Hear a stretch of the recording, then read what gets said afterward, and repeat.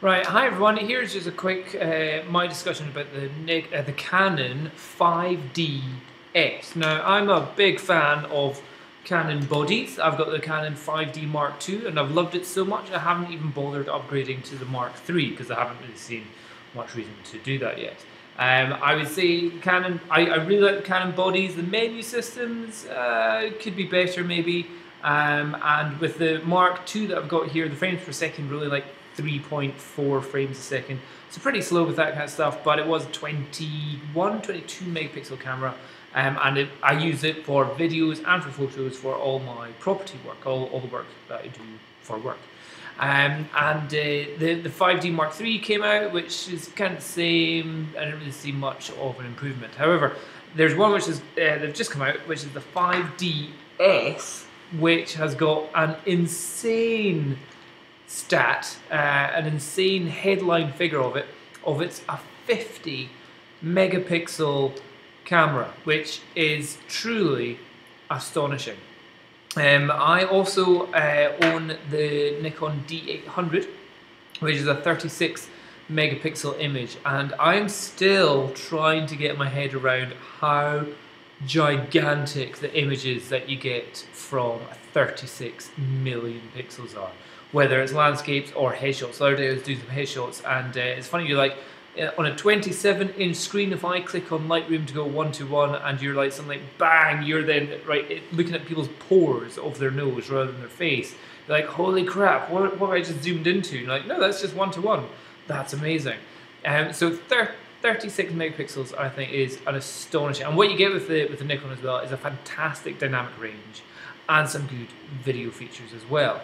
Canon's 5DS. Okay, so 50 megapixels. Okay, we're going in even more amounts that we're getting here. And it's got a pretty awesome looking autofocus system where they're saying 61 point wide area autofocus. A lot of photographers that use some of the Canon stuff are like, oh, wide area autofocus, because sometimes a lot of people complain about the Nikon sensor dots, autofocus points, being too clumped in the center. But with this, they look like they cover a fairly decent area of the actual image. So that is a lot of interesting stuff. And out of that 61 points, 41% or 41 of them are cross type, which means they're sensitive that way and that way, which means it's another way of saying they're extra sensitive. They're doubly sensitive. So you could probably focus on very, very low light situations. And then it even says, including 5 extra sensitive double cross type, provide extra accuracy. So they have gone to town on their autofocus, and especially if you're shooting something with 50 million pixels, you have almost no leeway of inaccuracy in focus. You have to be spot on. So I would say they've done the right thing of putting in the right level of insane amount of autofocus points and autofocus accuracy when dealing with such a high megapixel camera. In general, what I would say, okay, this is coming out, it's going to be around about £3,500. There's another version of this which has a low pass filter removed, which is going to be probably another £500 on top. So about £4,000 for this camera. So this isn't just for your average person picking up a camera. This is very much a specialized camera for people who are invested in large images, which they couldn't do with photo stitching, for example. So this is a niche camera. This is not going to be, I wouldn't even call this a good a good camera for amateurs. A lot of times I would say that for amateurs, hobbyists, people that are really into photography but aren't professional photographers, I recommend the Nikon D800. It's 36 megapixels, but that's also because fantastic color, an amazing dynamic range, and so many options to play around with.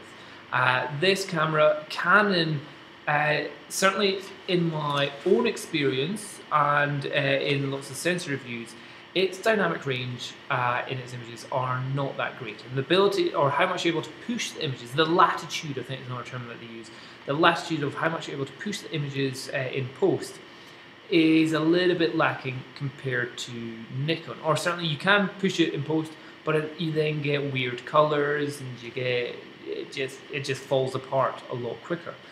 With my Nikon D800, the image stays strong if I push it quite a lot. I've been very, very impressed with that. So the thing is with this, the headline figure, 50 million pixels, or 51, 52, or whatever it is. What I would say is that if it was that, and we had seen lots of evidence of amazing dynamic range, amazing latitude, the ability to push your images, and also just some other stuff going into it, then I'd be like, oh, this could be an amazing one for, like, if you had like it hasn't said anything, but like if you had raw small or raw medium, like what you get in the Canon 5D Mark II, that would be handy as well. Because what we say is with the Nikon D800, not having a raw format which is kind of compressed. You've got a 12-bit compressed, but you don't have like a small or a large. Well, you've only got large, you don't have small or medium. With Canon you do, which is quite handy. So in other words, if I take a full RAW of this, it's a 21 megapixel RAW image, but I can do a medium RAW, which is actually a 9.9 megapixel RAW image, even though it still covers the full frame. And I can even take a small, which is only about a 5 megapixel image, which a lot of time for my work, going all the way up to 21 megapixels would just be a waste of time, so I shoot a lot of this on medium format size. But again, what I would say is this camera here, the Canon 5DS or 5D is not really for working professionals that are doing a lot of images. This is for people who are doing maybe like a studio shoot or dedicated landscape shooters. If you're a landscape shooter and you've got all the kit for doing your filters and your tripods and your multiple exposures, and you've got a massive computer for dealing with all of this, then I would say it's probably still a huge investment to go all the way ahead and actually pay £4,000 for this camera. Additionally, there's almost no lenses which actually resolve up to this level. That's one of the things that people have said, is that some of the highest resolving lenses will cost double the price of this camera in itself. So if you want to be able to really get the best out of this camera, you're spending £4,000 on this camera, you're going to be spending probably £4,000 on a lens to get anywhere near your 50 megapixels worth of resolution. A lot of the lenses are maxing out around about 24 or 28, or some, I've seen one that can do up to 32 megapixels. Nothing is even, I don't think I've seen anything that actually gets up to 36 of the Nikon D800. So that's just something to be aware of. But my advice to everyone would be that this isn't really even an amateur's camera. Like an amateur, I would say, yeah, amateurs, you've got time, you can shoot, you can play, you can do all that kind of stuff. But I would say this is such a niche camera, and I don't think it will be sold in high numbers anywhere.